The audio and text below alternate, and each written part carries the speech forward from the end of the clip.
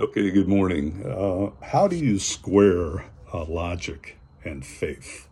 And the faith that I speak of comes from theology, from the religions that perhaps, that I was exposed to growing up. Predominantly being, my father belonged to a Seventh Day Adventist family, and he didn't like that. So he did not raise us to go to church. So later, it wasn't until I was 17 and joined the Navy that I went to a Baptist church, and then a couple years later to an apostolic church. So my early experiences with religion actually started before the Navy, actually. When I worked at a Mr. Steak restaurant, the owner's son would go to church. So I think that got me interested in religion. So my experience is primarily Baptist and Pentecostal. So 2 or 3 years in the Navy, I guess I was enjoying the Navy life so much that I backslid, right? And I just put the Bible that I bought in 1980 right here or so on the shelf. Still have it, but it's been a long time since I've opened it up. In light of the events of last week that I view to be providence from God, and providence is when God intervenes in human affairs. And when I saw President Trump's head turn, and this, I realized that was providence. It just spoke to me. And then I also realized that I'd better pick this thing up, right?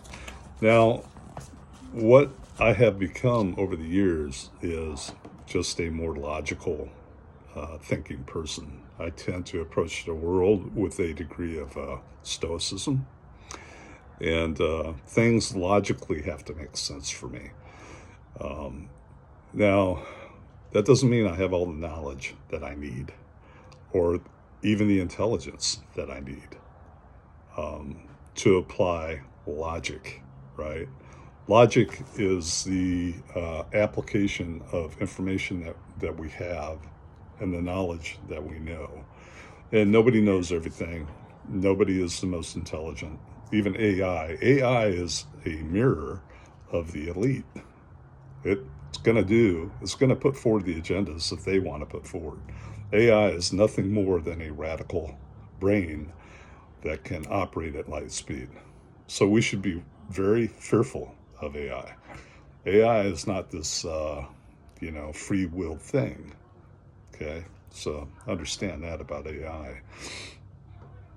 So there is a question of wisdom, right? Now, very few people have wisdom, very few. And I can only really point to two that I've read about, and that's King Solomon, and that's also Marcus Aurelius, right? So, and there are a number of wise men, right? But the ones that I associate wisdom to would be men such as that. Now, anybody running around saying they're wise, they are not wise. Okay, they've got an ego. That's all that is. If someone is wise, number one, they're not going to say they're wise, and number two, they're going to become well known for wisdom, not on a YouTube channel. Okay, globally, they're going to be known as a wise person. There can be false wise people out there, and those are the ones that the agenda promotes. Well, you need to be wary of those. So anybody that possesses wisdom has zero bias. They have zero agenda. All they have is wisdom, right? That's why these men are so rare. Men or women, I suppose. I don't know of a single wise woman, except for my wife. So there are wise women out there. Just a little bad joke in the morning here. So with the providence that I observed with my own eyes last week, I decided that I'd better dust this off. And I want to just read through it. I've always wanted to read the Bible from Genesis to Revelation. I've never done that. So maybe I think I will do that. I'm not going to put a guarantee stamp on that, but that's what I want to do.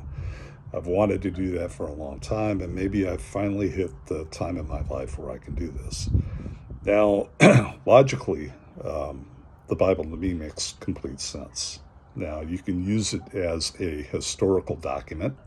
You can use it as religious text, as an instruction manual on how Christianity can become closer to God.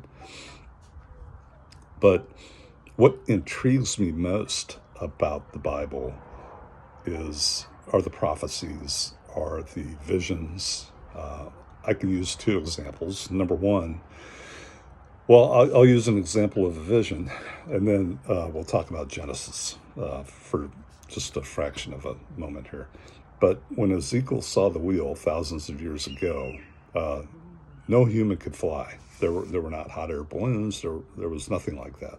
But that's what he saw. And he interpreted what he saw as a wheel because they had ox carts and ox carts had wheels. So he saw this wheel-shaped disc in the sky with the faces of men. Okay, well, today that's not unusual. If you say that, okay, that happens. So I give credit to it. He saw into the future, and he was shown something, and that's how he wrote it down and chose to articulate that at that time. If you could imagine listening to a story thousands of years ago, what would you think about it? You would say, this guy's on drugs, okay? Ox cart wheels can't fly, and men cannot occupy an ox cart wheel. Get this guy out of here. But, that's what he saw, that's what he wrote down. The second example is by the hand of Moses, who is credited with writing Genesis, credited with writing Exodus, describing the beginning, the Genesis. And when I read the first chapter of Genesis, I'm gobsmacked. I'm awestruck by how not only does it explain the Christian view, it also explains the scientific view of the Big Bang to me when I read it. So in the beginning, God created the heaven and the earth was without form and void. So the earth did not exist. You cannot have something be without form, right? The earth was an idea, right? And darkness was upon the face of the deep. So you could see that as just empty space, totally dark. And the Spirit of God moved upon the face of the waters. Okay, that's very powerful because as we know today, there's a lot more water in space than there is on Earth. Now, Earth, it's our oceans. 2/3 of our planet is water. That's a lot of water. Well, in our solar system, the amount of water just in space is voluminous, several more times so than what we have in liquid form here on Earth. If you expand that out, it's like they've calculated it's like 120 trillion times more in known space. So there's just a lot of water out there. So how did Moses, or the author of Genesis, how did he know this, that you had all that water up there? And he was not talking about clouds and rainfall. Because when you read further into Genesis, that becomes apparent, right? They knew about evaporation, and that's how all the seeded plants grew, was evaporation and rainfall. Further along into Genesis when you read about that. So that to me is just, it explains a lot. It explains the creation of the firmament, which was heaven, and it separated the water on Earth and the water that is out in space. So to me, that's very incredible. And I don't care. This is thousands of years ago, okay? So they could not have possibly have known. I believe the Hubble Space telescope has photographed large, spirals of water. I'm not sure if I'm saying, or concentrated areas of water, nothing but water just floating in space. So anyway, I just wanted to explain that part of it. And this is my logical journey through the Bible, which I believe to be true. But logic demands that I digest it in a logical manner.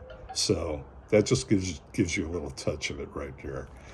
And I will keep you updated periodically just on how my journey is going.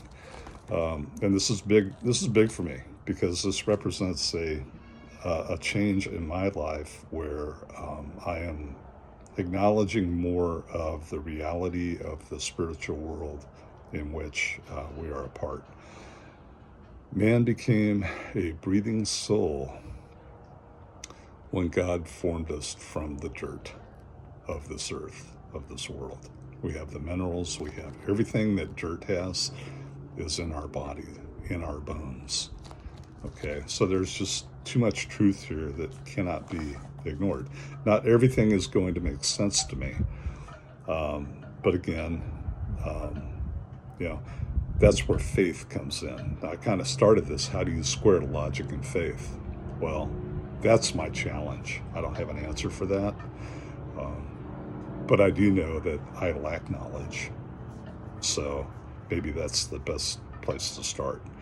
This is the Cold War Sailor out.